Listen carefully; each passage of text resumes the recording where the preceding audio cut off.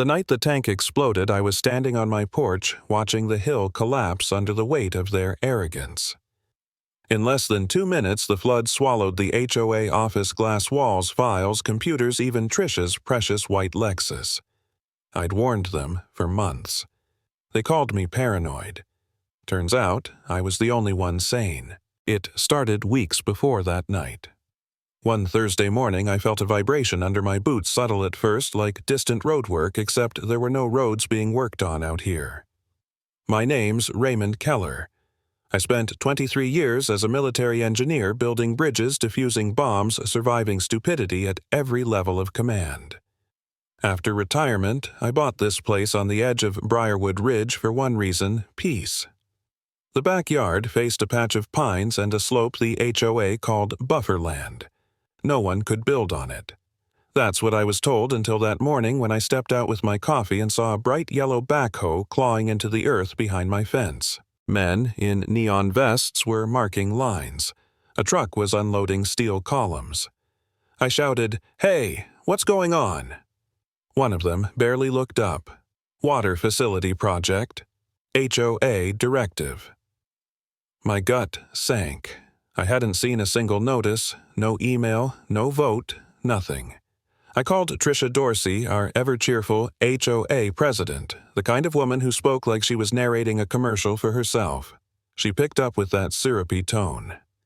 "Raymond, good morning. Lovely day, isn't it? Why is there heavy machinery digging 6 feet from my property line?" "Oh," that she said as if I'd asked about her tulips. The board approved a new water optimization project.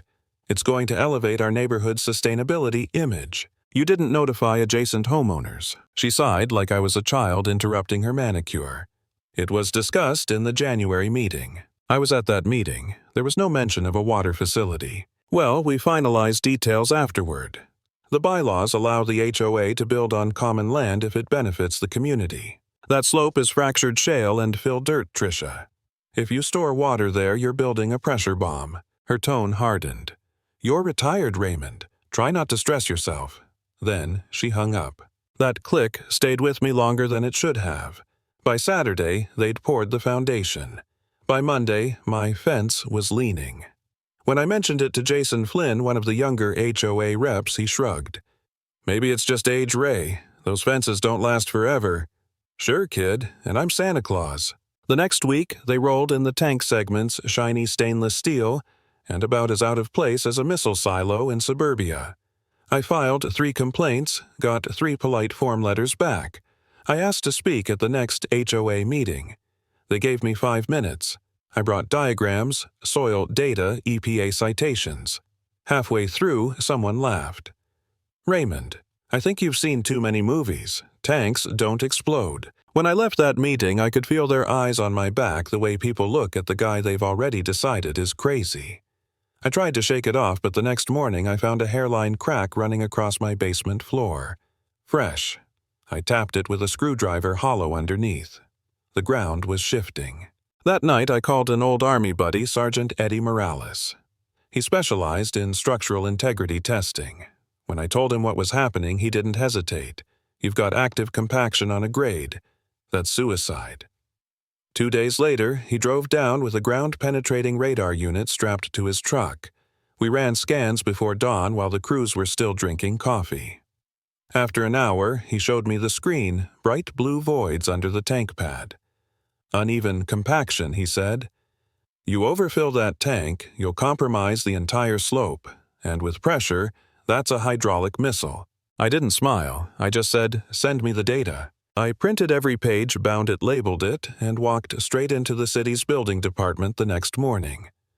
I quoted Municipal Code 17404 from memory. The clerk blinked.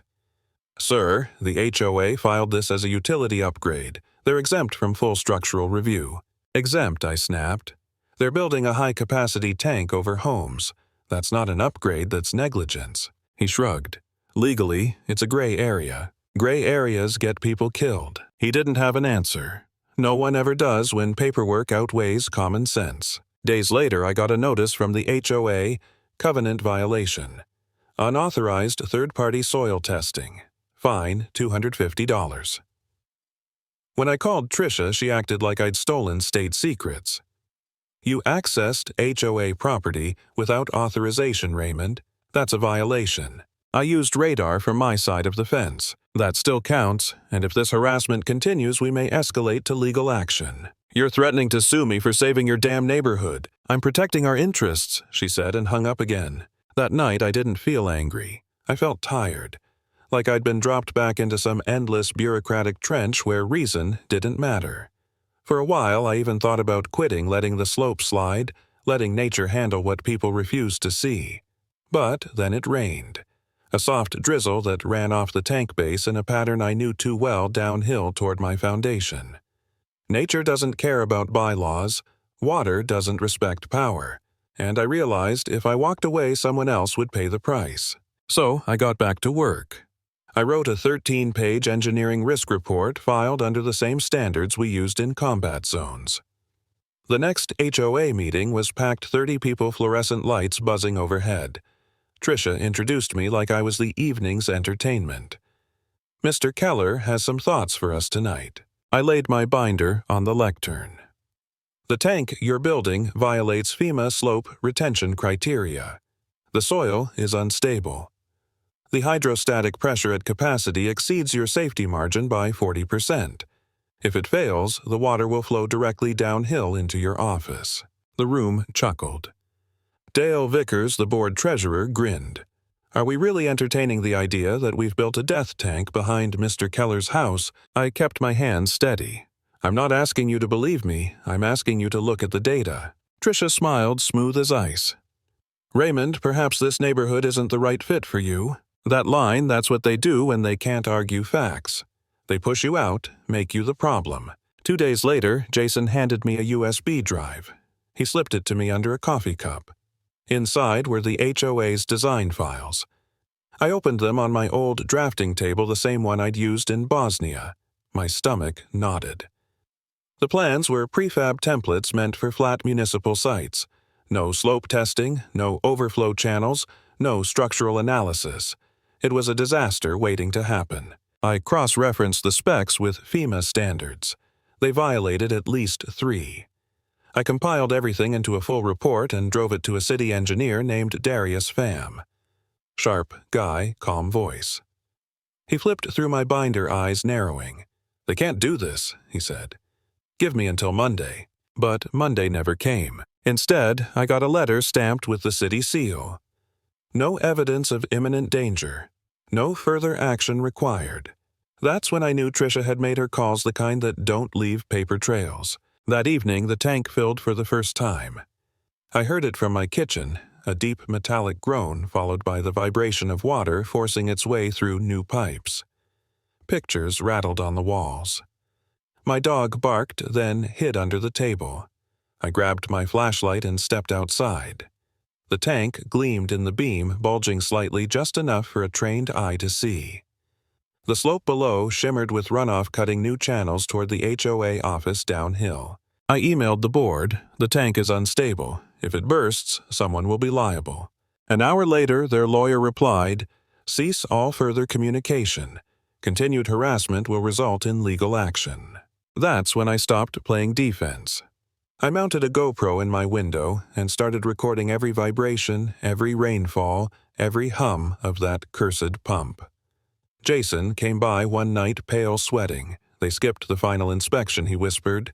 Tricia lied to the vendor, said the pad passed compaction. It didn't. He handed me an envelope, internal emails, contractors warning about the soil. Tricia's response, stay quiet or be replaced. And then, as if scripted by fate, the storm hit. It began just after midnight. Rain tapping the gutter's, wind sliding through the pines. I stood by the window fully dressed, heart pounding. At 1:11 a.m., the ground shook a deep, rolling tremor that made my teeth rattle. Then came the sound metal under tension crying out before it gives. I ran outside. The slope was slick, the berm collapsing, and water was already leaking from the tank seams. I dialed 911. This is Raymond Keller, 1489 West Briarwood. The water tank behind my house is about to fail. Sir, are you in danger right now? Everyone is. I ran downhill toward the HOA office. Through the rain, I saw their lights still on Trisha Dale, maybe others still inside. I waved my arms, shouted, "Get out of there!" They didn't hear me. The roar behind me grew louder like a freight train taking a breath. Then the crack. Sharp, metallic, final. The tank split open. A geyser of water exploded from the hillside, tearing through dirt and stone. The flood ripped straight into the HOA office glass, shattering in waves. I hit the ground, choking on mud and rain as the world turned into chaos. When the noise finally died, all I could hear was the sirens and the sound of water draining through what used to be their headquarters. By sunrise, news crews were there. Helicopters circled overhead. The neighborhood stood in shock, staring at the wreckage. The once proud HOA office was half submerged, its golden plaque. Excellence in community management, glinting under floodlights, half buried in mud. Jason found me standing near the ruins. "Jesus, Ray. I heard it. I saw it. You warned them." I pulled the waterproof pouch from my coat. Inside the USB, the reports, the footage.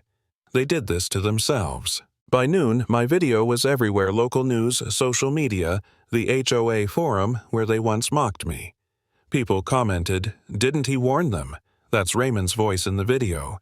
Trisha tried to spin it as an act of God, but the email said otherwise. A week later, the state opened an investigation. Fraud, negligence, unpermitted development. Trisha lost everything. Her title, her real estate license, her future. The board dissolved under public outrage. The tank was cut apart and hauled away. I didn't celebrate.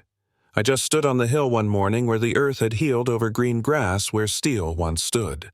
A small sign was planted there later. Here stood the result of silence. May we never stop asking questions. And that's all it ever was, silence.